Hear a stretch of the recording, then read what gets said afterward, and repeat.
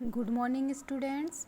आज हम ninth class का जो चैप्टर है ललध वो देखेंगे। इसके बारे में मैंने आपको पहले वीडियो डाल दिया है, इसके साथ ही इसके नोट्स डाल दिए गए हैं, क्वेश्चन आंसर भी आपको डाल दिए हैं। आज हम इसको देखेंगे। देखिए, ललध है वो एक कश्मीरी जो कवि है, कवयित्री है, वह है। उनका जन्म 1320 ईस्वी में हुआ था और कहाँ हुआ था? पामपोर के सिमपुरा गांव में हुआ था।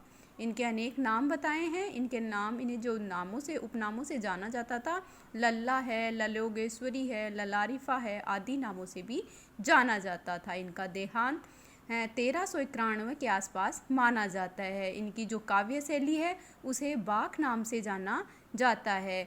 इसमें हमने यह भी आपको बताया है कि किस प्रकार से ये भक्ति के बारे में इन्होंने बताया है। तो अब देखिए आगे इनका जो पद है। देखिए, बाख इनका जो पहला पद है, इसमें बताया गया है कि कवयित्री कहती है कि मैंने अपने जीवन में किस प्रकार से आत्मा है वह परमात्मा को प्राप्त करने के लिए रस्सी है वह कच्चे धागे की खींच रही मैं नाव। अर्थात मेरी आत्मा जो है वो क्या है? परमात्मा को प्राप्त करने के लिए जो नाव रूपी शरीर है वह कच्चे रस्सी के भांति है, जिससे वह नाव नहीं चल पा रही। जाने कब सुन मेरी पुकार, कर देवे भवसागर पार। जाने कब सुन मेरी पुकार, न जाने कब ईश्वर मेरी पुकार को सुनेंगे। कर देवे भवसागर पार। भवसागर अर्थात संसार रूपी जो सागर है उसे न जाने कब पार कर देंगे। पानी टपके कच्चे सकोरे, अर्थात मेरा जीवन उसके भांति है जिस प्रकार से जो कच्चा सकोरा अर्थात जो कच्ची मिट्टी से बना हुआ सकोरा होता है, एक बर्तन होता है जिसमें पानी डालने पर अधिक समय उसमें नहीं रह सकता और वो टपकने लग जाता है। उसी प्रकार से कवयित्री कह रही है कि मेरे जीवन में मेरे द्वारा जो प्रयास किए जा रहे हैं वह सफल नहीं हो रहे और मुझे परमात्मा से मिलन नहीं हो रहा। व्यर्थ प्रयास हो रहे मेरे, जी में उड़ती रह रहे हूँ कि घर जाने की चाह है घेरे।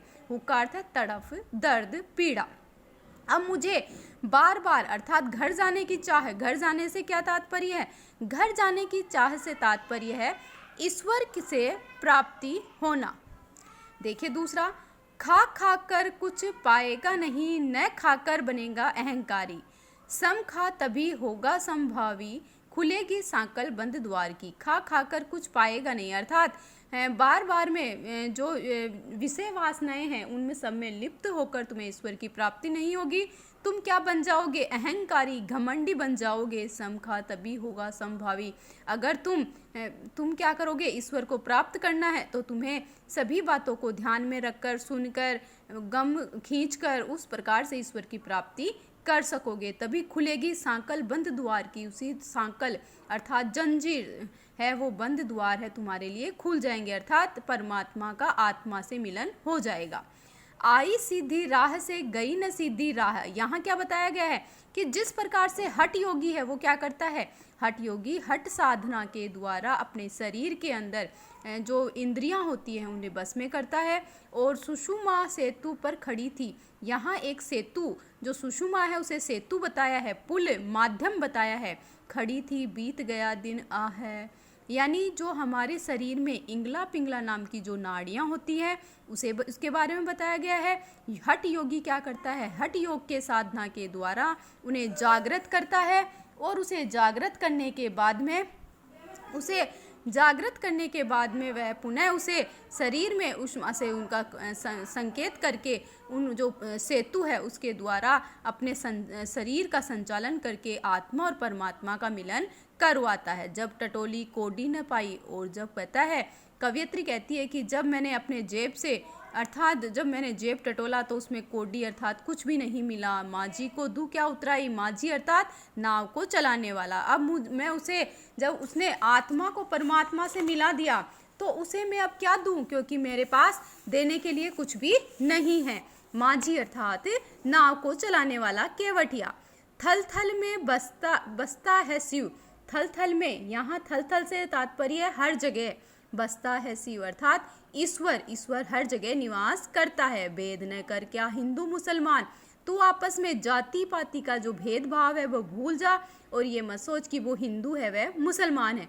ज्ञानी है तो स्वयं को जान, अगर तू बुद्धिमान है, ज्ञानी है तो तू क्या कर, स्वयं को पहचान, अपनी अंतरात्मा की आवाज़ सुन, वही है साहिब से पहचान, साहिब अर्थात ईश्वर, मालिक से तुम्हारी सच्ची पहचान होगी। तो इसमें आपको मैंने व्याख्या बता दी है, कठिन शब्दार्थ भी आपको नोट्स में डाल दिए गए हैं। प्रश्न देखिए, रस्सी यहाँ किसके लिए प्रयुक्त हुआ है और वह कैसी है? तो देखिए यहाँ रस्सी शब्द जीवन जीने के साधनों के लिए प्रयुक्त हुआ है। वह स्वभाव से कच्ची अथवा नश्वर है, जिससे शरीर आत्मा का मिलन नहीं हो सकता। कवियत्री द्वारा मुक्ति के लिए किए जाने वाले प्रयास व्यर्थ क्यों हो रहे हैं?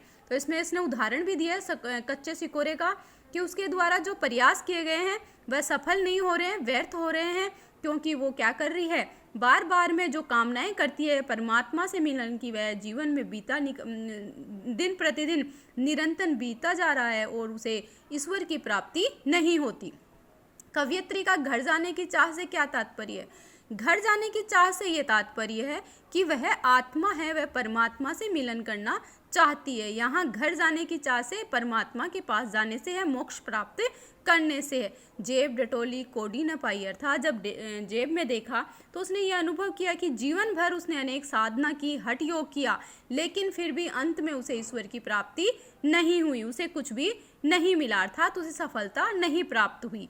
तो ये इसके प्रश्न उत्तर थे। धन्यवाद।